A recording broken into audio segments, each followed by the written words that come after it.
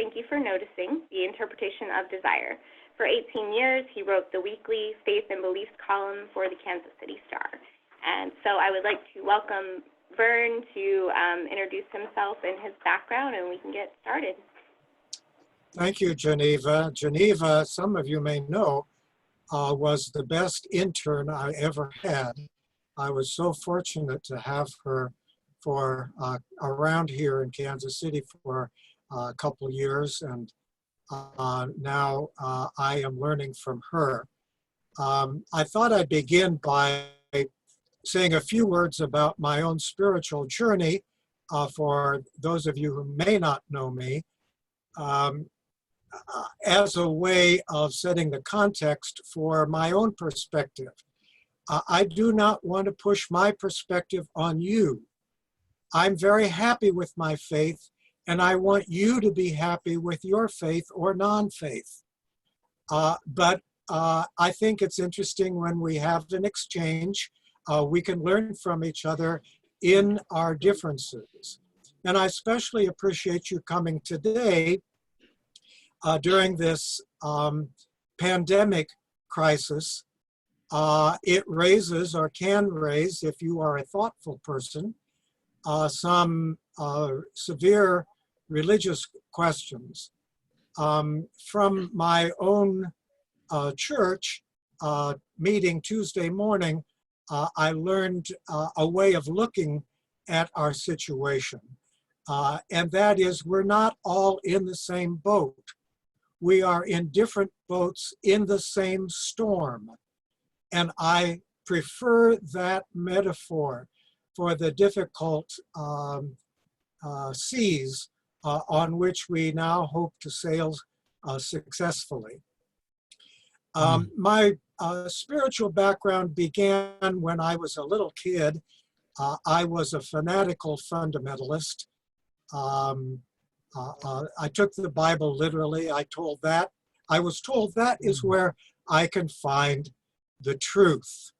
And I have always been interested in the truth. And I wanted other people to know the truth as well. So in my first year in high school, after working very hard one summer, I saved up enough money to have my first publication, a tract, a pamphlet entitled Calling All Teens, in which I outlined with biblical references God's plan of salvation. However, that year in high school, I read Tom Paine's Age of Reason, and then Bertrand Russell's essay, his classic essay, Why I Am Not a Christian, and became first a deist and then a militant atheist.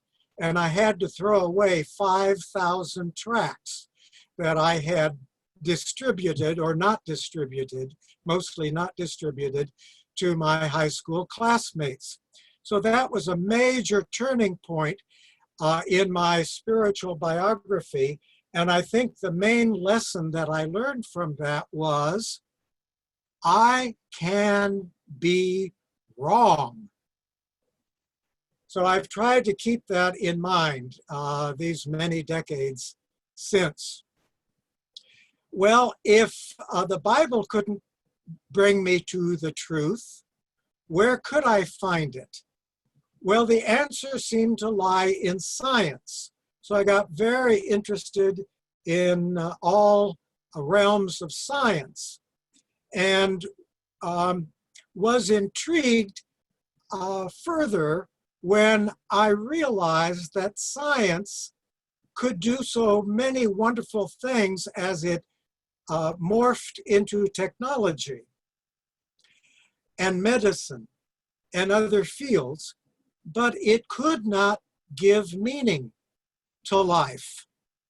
So where could I find that kind of truth in the sense of what is genuine? And so my interest turned to myths. Myths are, the word is commonly thought to mean something that's not true, but actually it is a story which gives us a model for how to live our lives. And I was so interested in this and the relationship to science that I quit college for a semester, went to the library and read everything I could on the relationship between science and religion. And I came across Thomas Kuhn's classic book, The Structure of Scientific Revolutions. And I discovered that even science is based upon value assumptions. And so my understanding of how to perceive the world again underwent a shift.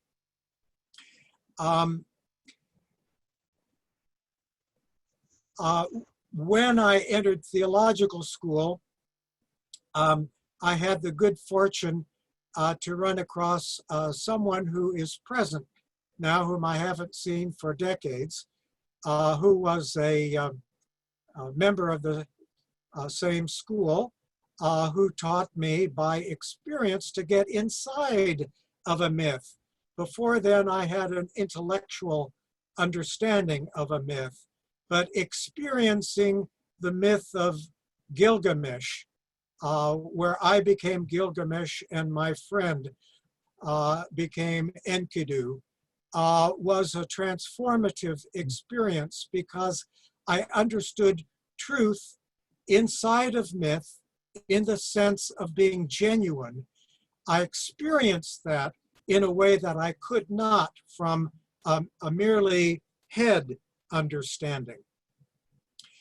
Subsequently, after leaving theological school, I served 3 parishes. All of them were very interested in my interest in world religions, and that led eventually to a number of colleges, universities, 3 seminaries asking me to teach. So after I left the parish and devoted my career to community work, and particularly to interfaith work, I was able to keep one foot in theory in the academy and another foot in practice in the real world. And I've really been so fortunate to have that kind of dialogue going on in my life. One other thing I'll say, and then I'll bring my bio sketch to a close. Studying, getting acquainted with, loving people from many different religious traditions around the world, and particularly here in Kansas City. Some of you from different religions whose faces I see now. My heart is stirred with affection for you. I had many options to choose a faith of my own. So many things I love about the various traditions, but I decided that it was important for me, after getting acquainted pretty deeply with many faiths, I wanted to immerse myself in one in particular. And I chose a strange, ancient Middle Eastern cult that has been transformed over 2,000 years into the tradition that I now claim. And you may have more questions about that later. But Geneva, that's my bio sketch. Take it away. Thank you, Vern. So I just have to start off by asking you, how can a good and all-powerful God permit COVID-19? That question is raised in individual lives with a loss or some kind of suffering. It is also raised in community, and in this case, a worldwide situation. We can think in recent history, or 20th century history, of course, we think of the Holocaust as being a great opportunity to ask how could God allow that to happen.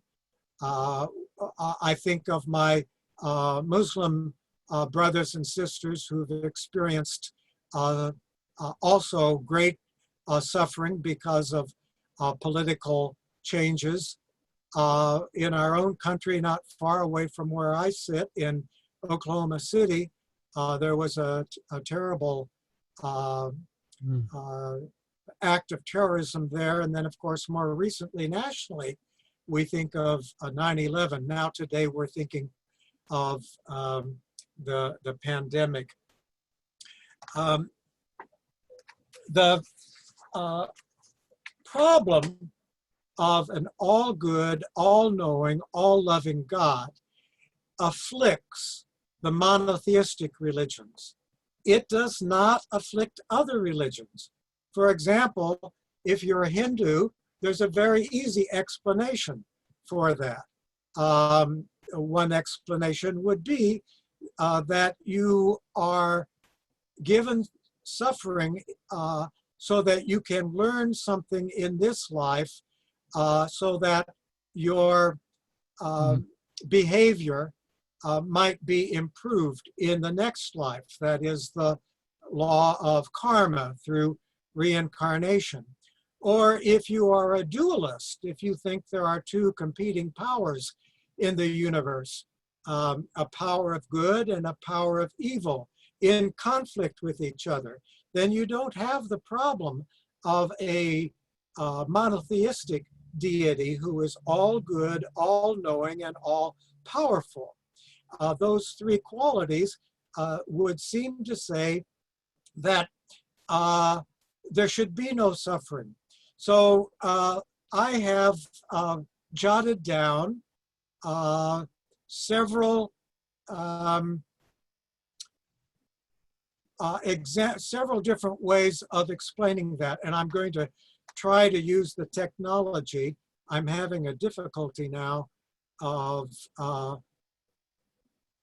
sharing my screen. Here we go.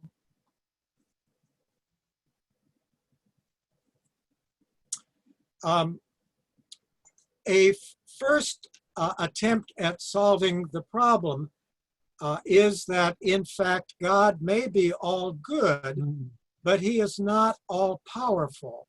And he works within us through evolutionary processes, including tragedy, to save us and the world.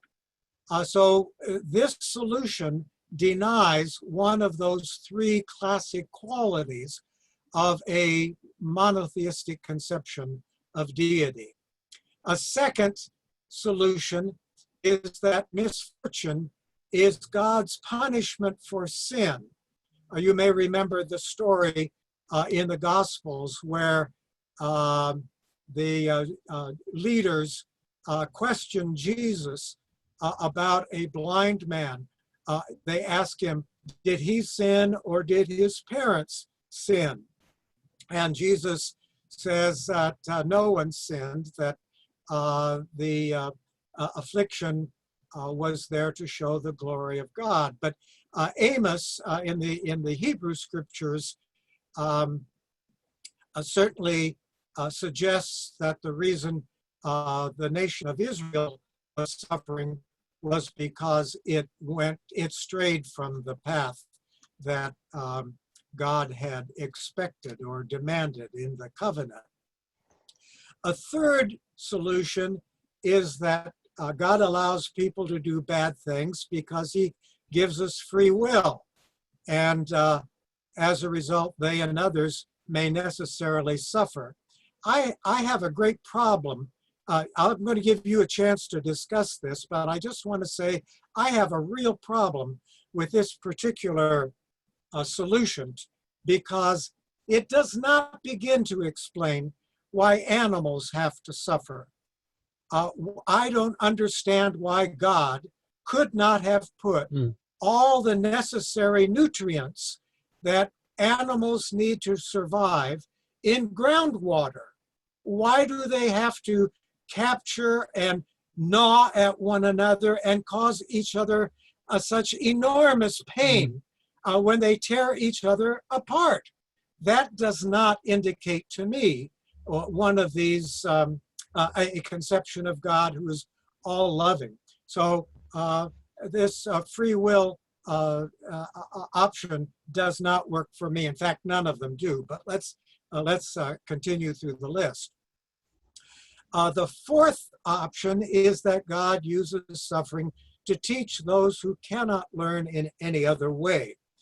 One of the most beautiful expressions of that is in Deutero-Isaiah, where if people suffer beautifully, people seeing a person suffer beautifully may wonder, how do they get the grace to suffer so uncomplainingly?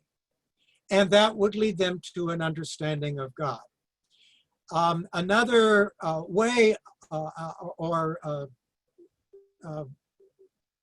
way of expressing that idea is that God allows suffering so that the soul will grow through that. We develop compassion and empathy for others from suffering. And, you know, that's a good thing. We ought to get whatever good we can out of suffering. But I have to say, I think this is ridiculous too, as a justification, because what it means, if we want our souls to grow, we should go around afflicting each other, pounding on each other, threatening each other, doing nasty things to each other, so we can help each other's souls to grow.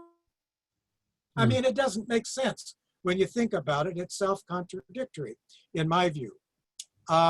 Let's move on. The fifth idea simply denies that evil is real and says it is simply the absence of good. Well, you know, that's not the way people experience it. And you may say that that COVID-19 and all of the disruption and pain and suffering that it causes is not really evil, but boy, it sure seems bad to a lot of us. And if you're going to say it's not really evil, then you're using language in a way that is not the way most of us use it. Let me conclude this quickly. The sixth option is to say, okay, if you're going to have a world, you got to put it together some way. And the best of all possible worlds, it could have been a lot worse. This is the view that Voltaire characterizes in Candide. And finally, the answer that some might find in Job. I'm not saying this is my interpretation, but some would say God is simply inscrutable. How dare we even question him? And you may remember that Billy Graham, after 9/11, expressed this idea more mildly by saying that he had asked the question of why there is suffering so much, but he never found an answer, but nonetheless he trusted God. So, you know, I respect that answer, even though it really isn't an answer, it's more an attitude. So let me stop sharing and invite any quick comments or questions about that. Maybe somebody has a new option to propose to the question of suffering. This is Therese Lee. Vern, you were my teacher at Unity. Ah, thank you. So I'm confused because you're calling God he. I'm just wondering. Well, thank you for pointing out my language. Because that's one of the things that you taught us. Well, it is patriarchal language, isn't it? And it is the tradition of the West, and it needs to be reformed. Thank you. Yes. So I'm serving at Unity Hilton Head, and we rent from a synagogue on Sundays when we're in church. We're not doing that now. And I'm pretty bold, you know that, yes, as a minister. And the rabbi asked me, he said, Therese, what do you want for your people? And I said that they have a relationship with the God of their understanding. He said, well, that's what us Jews want. And he said, why aren't you Jewish? I said, well, aren't I? And so we have a fabulous relationship. I am grateful for all that you taught us in the 2 years you were with us. The biggest thing being, keep questioning. And so that's what I invite all of my people to do. Just keep questioning. Thank you, and I invite you to connect with Geneva's Institute, Interfaith Institute. Does somebody have a comment about the questions about how a good, all-powerful, omniscient, all-good God could allow COVID-19 or any kind of suffering? Do you have a logical answer? Vern, this is Bill. Bill. I have always said that question has no satisfying ultimate solution, and that it is, in fact, the open wound of religion. Having said that, the question then becomes what we do about that. And it seems to me that we become the hands and feet of God to help relieve the suffering in the world. And I wonder if you agree with that. I do agree with that. And a conservative Nazarene theologian, whom you may remember, Bill, Al Truesdale, wrote a book called If God, Then Why? It's a very easy book to read and short, but I think it's probably the most profound book that I've ever come across that deals with this question, and it would be applicable especially for Christians. And he agrees with you, Bill, that there is no solution in Christianity to this problem. But he does say that there is a response, and that response is in the figure of Jesus, in the incarnation, in that God takes suffering upon himself so that we may know how to relieve suffering of others. So thank you very much for that response, Bill. Anyone else?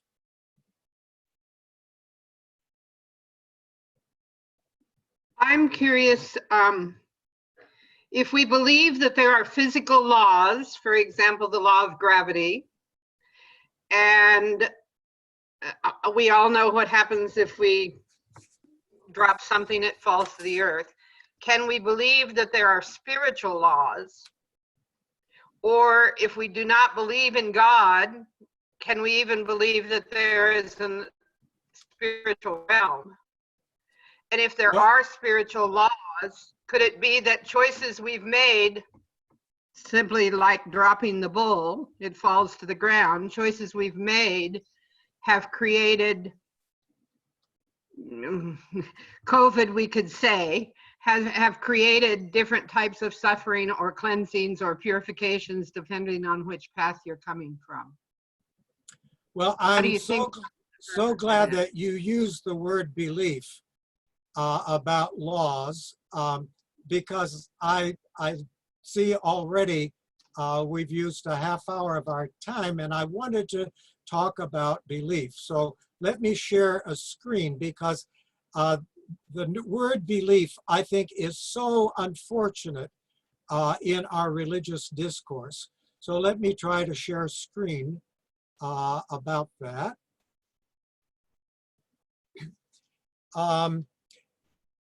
Susan, can you read this? Can you see this? Yes. Would you like, you're saying, can I read that out loud? Yes, would you read the top half? Yes, sir. The English word belief, beloved, is related to the Latin word libido, desire, and the German, don't know German, Liebe, beloved. In English, belief originally meant something like trust. It's more, I love my spouse than my spouse exists. We still use belief this way when we ask, do you believe in vaccines? The Enlightenment preoccupation with categories transformed the word to mean acceptance of a proposition. In my opinion, this has been a disaster for how we approach religion. It has led to fundamentalism. In our secular world, we can practice the willing suspension of belief, Samuel Taylor Coleridge, as we enjoy artistic and mythic representations of reality. Thank you, Susan. And you will also see an image of a lamb and a cross, which is a Christian image. Christians will often say that Jesus is the Lamb of God, but nobody expects to hear Jesus go, ah! So the word belief when it is used in religion, needs to be understood in a pre-Enlightenment context, in a mythic context. Could I ask Wan Ji, Josh, can you read the second half of that page? Sure.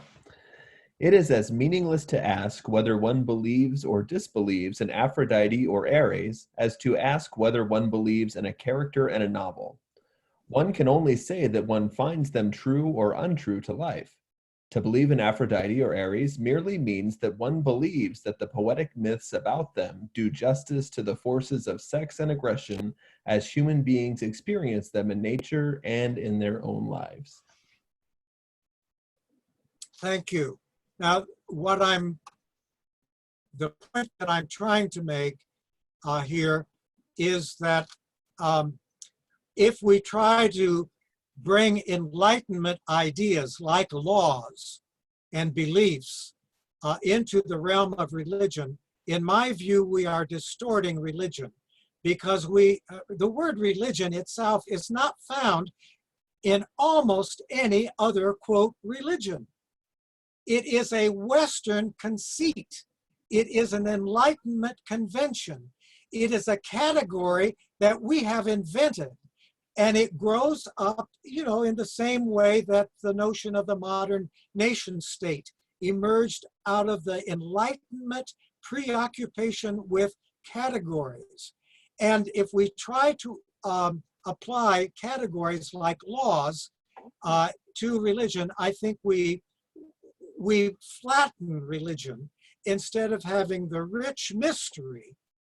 Not laws, but we need not laws, we need mysteries in religion.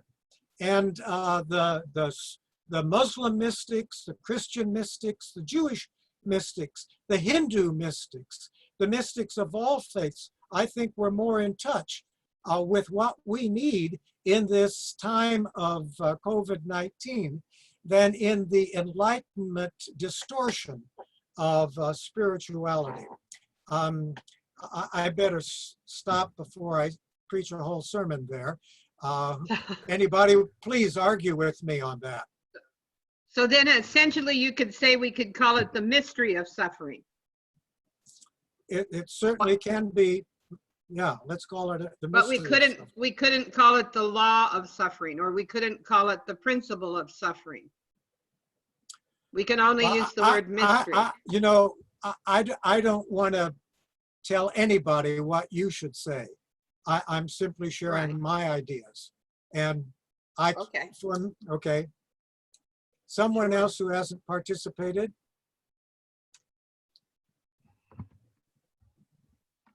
Okay, Geneva told me before our session began that at least one or two people were particularly interested in the last question, how I could be a Christian and an atheist at the same time. Are other people interested in that question? Okay.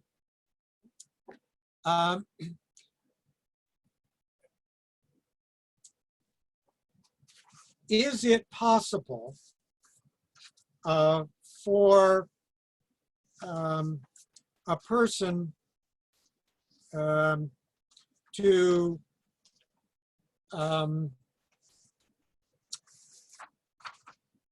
do math and eat at the same time?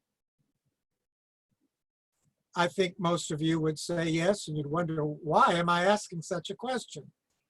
Are the stories of the Three Little Pigs and Hamlet contradictory?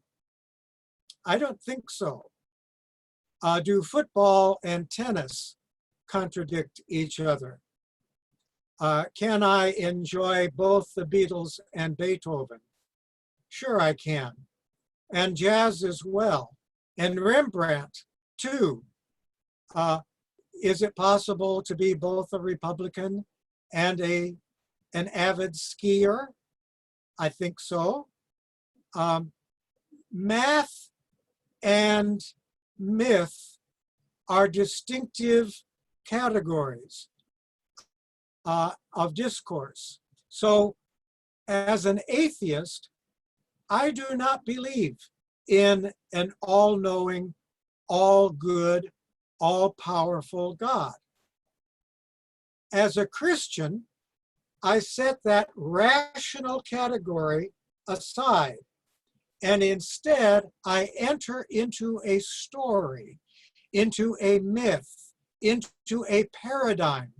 And because of my particular tradition, which is Episcopalian, I have the opportunity to enact that, both ritually on Sundays and throughout the course of a liturgical year. By entering into the myth, I get to see different dimensions of this amazing story. One of the features of myth, certainly highlighted by Claude Lévi-Strauss, is that a myth is able to unite contradictions. One of his classic books is called, in English, The Raw and the Cooked. It's about eating in different cultures. The fundamental problem for me that draws me to Christianity is suffering, which we've been talking about, and the beauty in the world. And the story of Christianity, for me, unites suffering in the case of the cross and beauty in the case of the resurrection. That becomes part of one story, and it gives me a model by which I may find meaning in my life. Of course, the Christian story doesn't end with the resurrection. It proceeds through the story of Pentecost, or the forming of what Bill was talking about a moment ago, of using our hands to relieve suffering in the world. On one hand, I use the language of the narrative and enact the story as a Christian. But if you put me out of that story and ask me in a rational, mathematical kind of context, do I believe in God? The answer is no. But I want to give a little more defense before I invite discussion. And I want to show you how my answer is paralleled in other traditions. So let me do a screen share here again.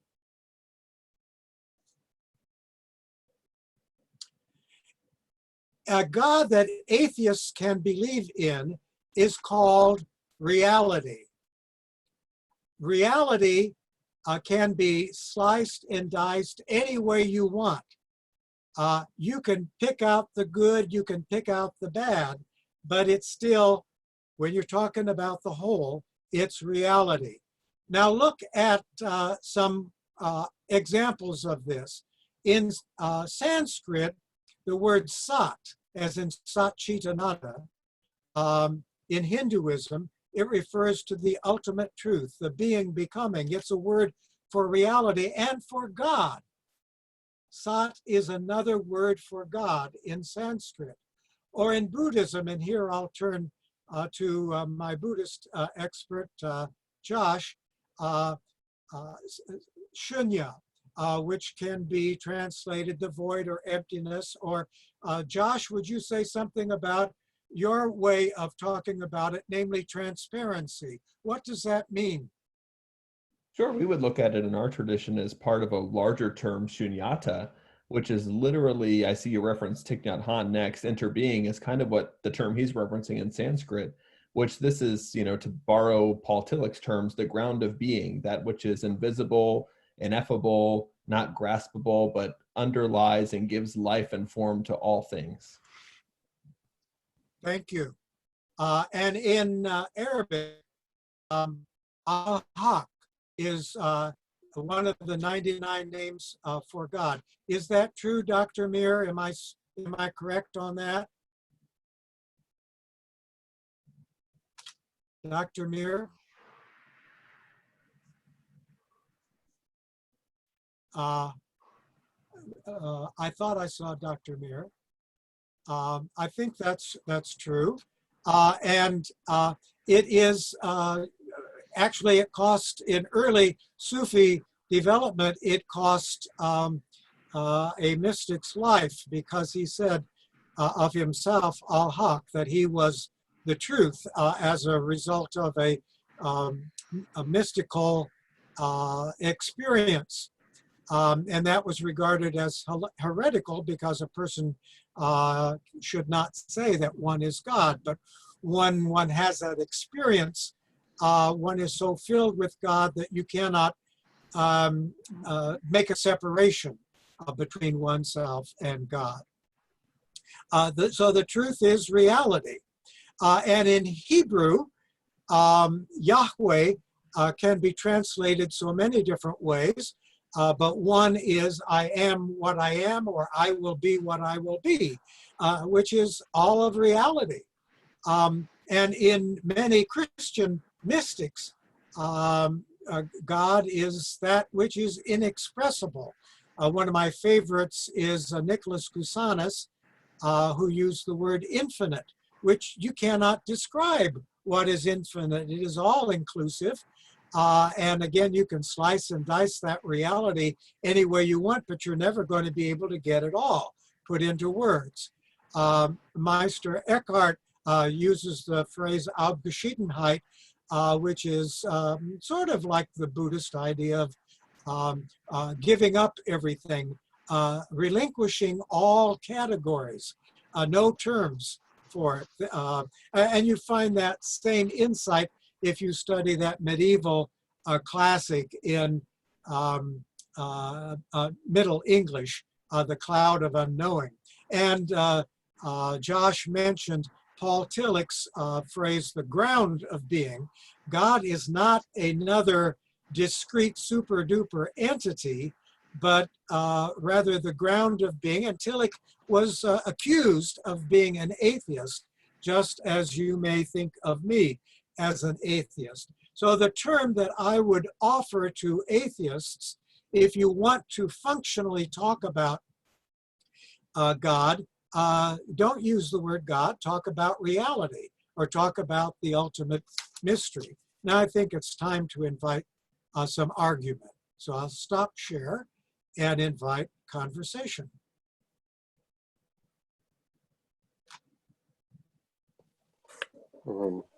Vern, I really appreciate what you said about the costs and downside of the Enlightenment epistemology. I was very touched by what you said about importing ideas about propositions into religious experience and the inappropriateness of applying them. In psychology, I'm a psychologist, and in psychology we have the term physics envy in talking about the history of psychology, that in the 19th century it looked as though the material sciences were pretty much going to take over, and if psychology wanted to do any business in that atmosphere, it had better look as much like physics as possible, and it better be just as positivistic and just as materialistic as physics. And I think a lot of things have suffered from that. Along with the blessings of the Enlightenment came the the overweening pride that somehow we ought to expect ourselves to explain everything in terms of propositions about fact. And that's really only a very, it has its place. I mean, that's how we get roads and indoor plumbing and things. But we also need to respect the deeper and more comprehensive experiences of faith in that sense of belief. Yes, thank you so much for that comment, which underlines the very brief mention that I made to the history of Western thought in the last 400 years, and also our current situation. And I really like to use the word belief in the sense of trust. I believe when the King James Version of the Bible was translated, in every instance except one, when the word belief is used, it would be better if it were translated today to translate, and I've looked this up in the Greek. I don't know Hebrew at all, but I do know a little Greek. And the word pistis should more properly be translated in many cases as trust. So it's an emotional thing. It's a matter of the heart rather than a matter of the head. Thank you. Who else has a comment? Has anyone found a translation? I'm speaking to the church types out there, I guess. A translation of scripture in the English that is true to that translation? Because ordinarily when she That's such a good question, and I've got at least a dozen translations on my shelf back there. And after our conference, I'll look at them see if I can come up with an answer. Thank you. No, it was when I talked to Susan. I would like to suggest another translation for Yahweh. If it's taken in the he feel causative tense, it would be I make to be what I make to be. And this would be much more reassuring for Moses, who's contemplating setting his people free if there's a God who is in charge. Go ahead. That's such an important comment. Would you please repeat that about the meaning of Yahweh? If you take it in the causative tense, the he feel tense in Hebrew, it would be translated, I make to be what I make to be. In other words, I am the Lord of history. I'm the one who will go with you on your liberating mission. Thank you so much. I appreciate that. Who else has a comment?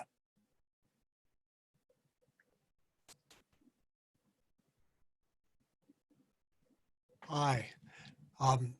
I wonder if the Yahweh concept could be I am that I am in two different senses. One, don't ask me how I'm come to be God. I am God. I am that I am on my own. That might be one explanation that aligns with the Shunyat from that last list and some of the other religious concepts of self. But another way of looking at it might be I am that I am. In other words, that other I am standing over there, the sort of I am that Jesus tended to honor and serve. In the least of these, there you find me, that sort of a thing. So just taking off on that Yahweh concept. Also, I note that, well, that's a different thought. We'll let that go. Thank you. Thank you, Brad. I appreciate that. Who else has a comment? Vern, sorry. Nathan, did you have something?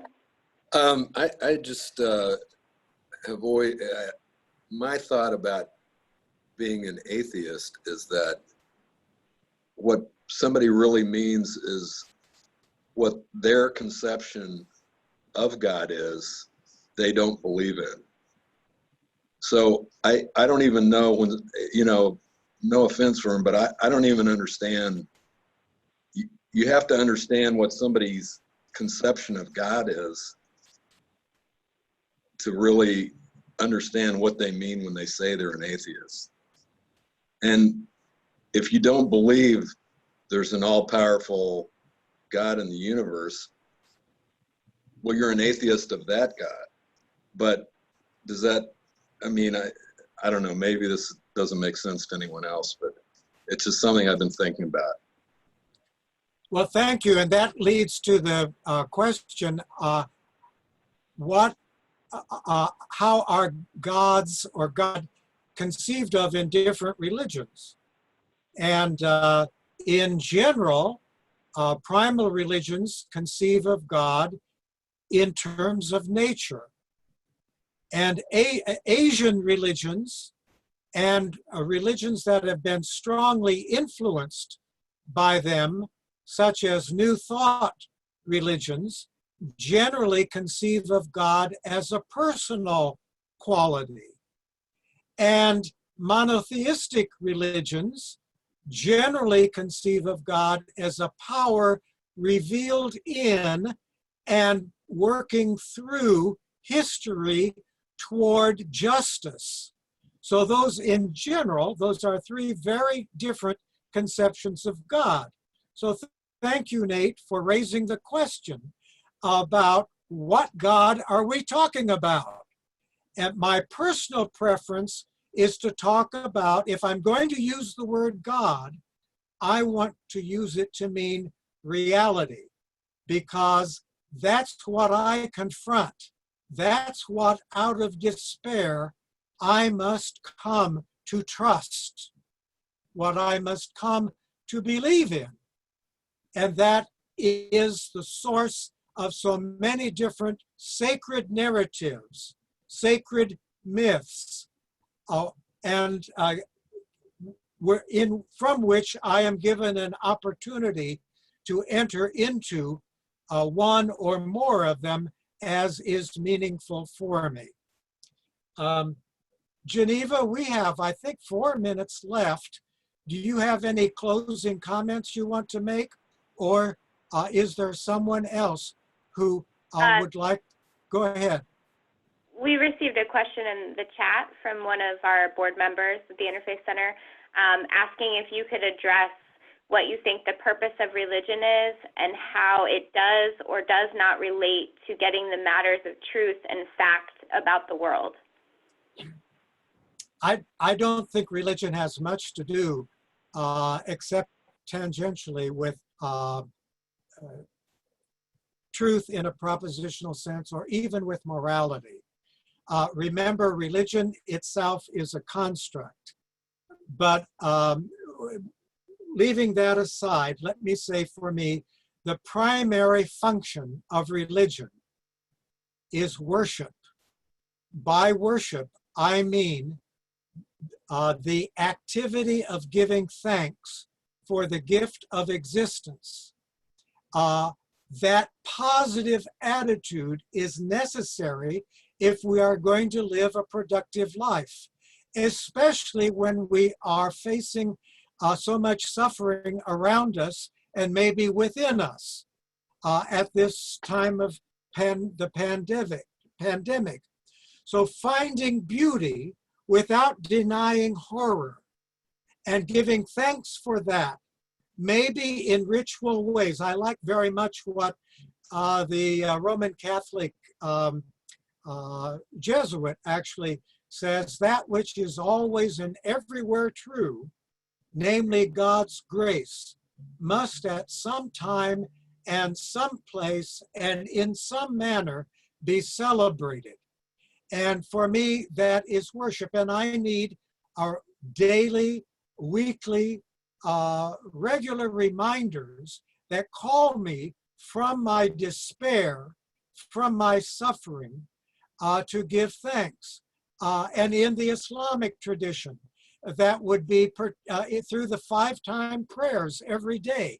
How many of us would be so much better human beings if we imitated our Muslim brothers and sisters with the 5-time prayer, or the community prayer on Fridays, or the Jewish tradition, which offers prayers for almost every conceivable human situation, including, pardon me, going to the bathroom.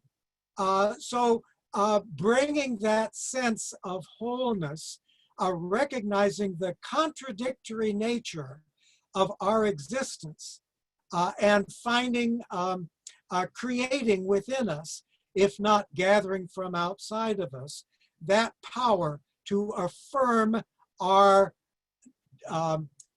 existence, leading from beauty to service to others, I think is through some form of worship or meditation, the essence of religion. It is a kind of play. The ritual that religions have developed, even with their strict rules, takes us out of the immediate concerns that we have, and enables us to enter into that realm where we set aside extrinsic purposes in order to enjoy God or reality, whatever you want to call it. And from that, the guidelines for our lives can emerge. That's the beginning of a very long sermon, which I must cease. Thank you so much, Vern. We did have someone just ask if you can do maybe 20 more of these conversations in the future. So I hope that this won't be the last time that we engage in dialogue and collaboration. And I'm really grateful for your time and your wisdom, and to everyone for taking time out of their day to attend and participate in this dialogue. Did you have any closing remarks? Well, just thank you to everyone who was kind enough to think that I might have something worth listening to. I appreciate the participants. Again, I want to underline, I'm speaking for myself. I hope I've offered some provocative ideas that may jog you to think maybe in some fresh ways. I love my faith, and I want you to love yours, whatever it may be. I don't want to change anyone else's tradition. I simply want to deepen each person's own experience. Thank you all for giving me this opportunity to benefit from your virtual but very real presence. Be well. Thank you so much, Vern. And this was recorded. I see someone just asked that in the chat, and I will send it out to our mailing list and on Facebook, and I'll have Vern send it out through his networks as well. So thank you all again, and I hope you enjoy the rest of your day.